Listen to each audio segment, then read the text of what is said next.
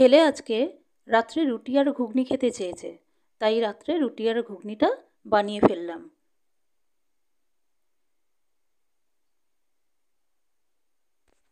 নমস্কার বন্ধুরা, এনরিচ টেস্টে আপনাদের সবাইকে স্বাগত। আজ আমি আপনাদের ঘুগনি রান্না করে দেখাবো। চলুন রান্নাটা শুরু করা যাক। ঘুগনি বানানোর জন্য আমি এখানে 200 গ্রাম মতন মটর নিয়েছি।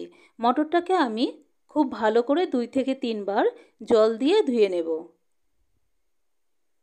যেহেতু রাত্রে আমরা মটরটাকে রান্না করব, তাই আমি দুপুরবেলা 6 ঘন্টার আগে মটরটাকে ভিজিয়ে দেব।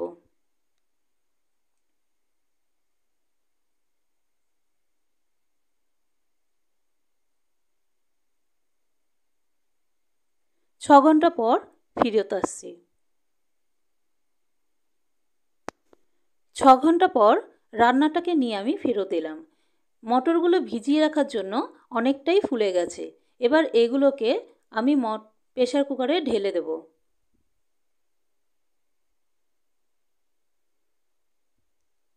এতে আমি 1 গ্লাস মতন জল দেবো আর হাফ চামচ মতন নুন দিয়ে 2টো সিটি মেরে সিদ্ধ করে নেব।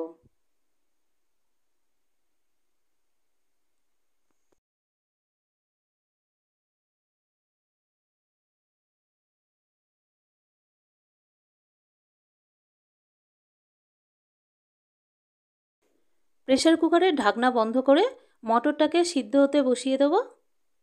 মটরটা যতক্ষণ সিদ্ধ হবে ততক্ষণ আমরা মশলাটাকে করে নেব।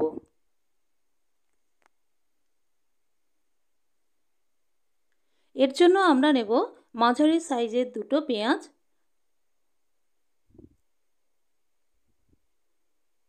আমি টুকরো করে নিয়েছি।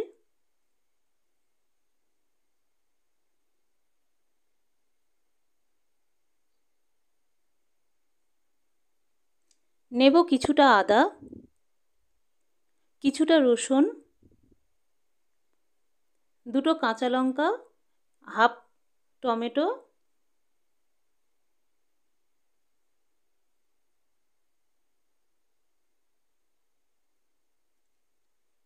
আর 2টো শুকনো লঙ্কা আমি ভেঙে নিয়েছি। এবার এটাকে খুব ভালো করে সামান্য একটু জল দিয়ে পেস্ট করে নেব।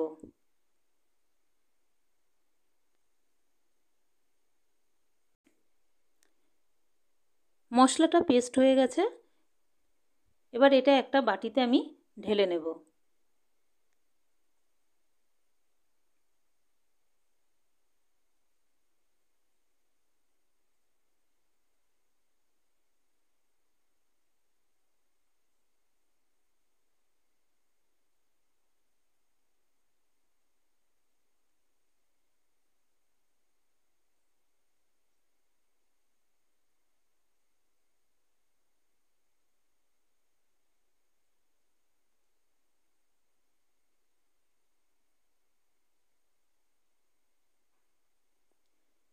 এদিকে মটরগুলো আমাদের সিদ্ধ হয়ে গেছে।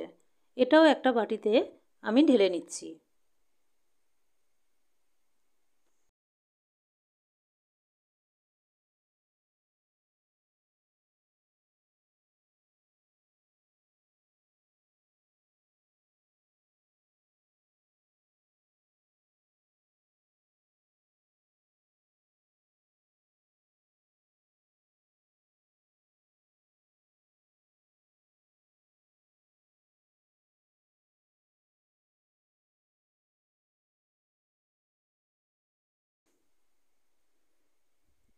এবার উনুনে কড়াই বসিয়ে তাতে 3 থেকে 4 চামচ সাদা তেল দিয়ে দিলাম। আপনারা সর্ষের তেলেও রান্নাটা করতে পারেন। তেলটা গরম করে নিয়ে এর মধ্যে আমি পেঁয়াজ আদা রসুনের পেস্টটা দিয়ে ভালো করে ভেজে নেব।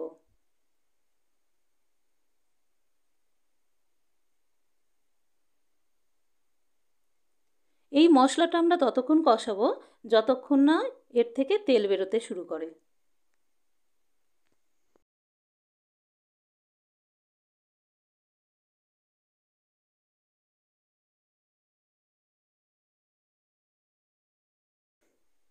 মশলাটা খুব ভালোভাবে কষানো হয়ে গেছে, ওর থেকে তেল বেরোতে শুরু করে দিয়েছে।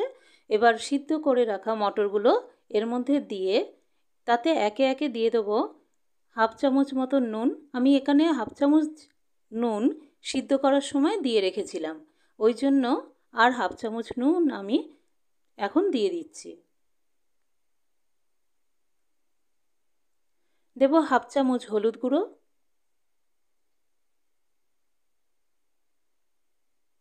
এখানে সানরাইসের চানা মশলা ব্যবহার করেছি।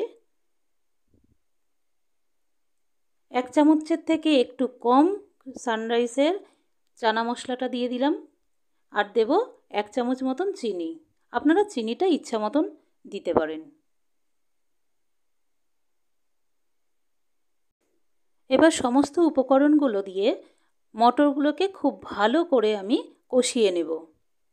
ততক্ষণ কষাবো যতক্ষণ না মটরের মধ্যে যে জলটা রয়েছে সেটা অনেকটা শুকিয়ে আসে। এই সময় আমরা গ্যাসের ফ্লেমটাকে মিডিয়ামভাবে রেখে দেব।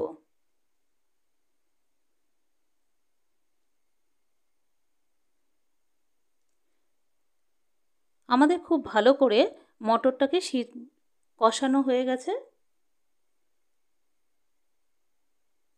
আমি আগে থেকেই 1 গ্লাস মতন জল গরম করে রেখেছিলাম, সেটাই আমি ওর মধ্যে দিয়ে দিলাম।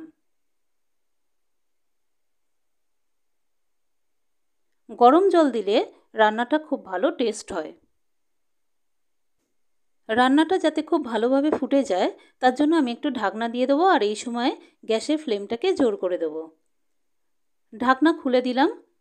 রান্নাটা প্রায় আমাদের হয়ে এসেছে।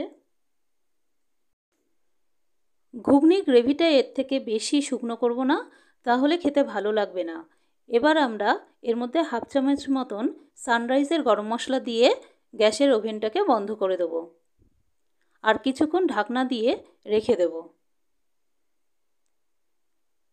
গরম মশলাটা ঘুগনির মধ্যে খুব ভালোভাবে মিশিয়ে দিলাম।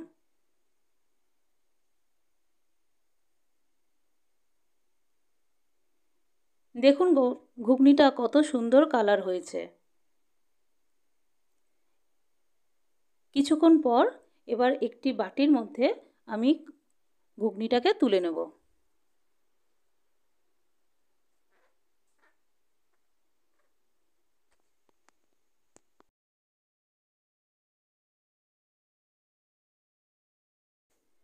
চলুন রান্নাটা যখন হয়ে গেছে ওকে আগে খেতে দিয়ে দিই, ওর খুব খিদে পেয়ে গেছে।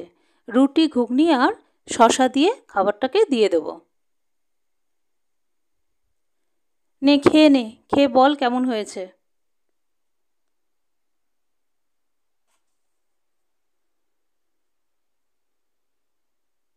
আপনাদের যদি রান্নাটা পছন্দ হয়ে থাকে তাহলে লাইক, কমেন্ট এবং শেয়ার করবেন এবং একটি সাবস্ক্রাইব করে দেবেন। ধন্যবাদ।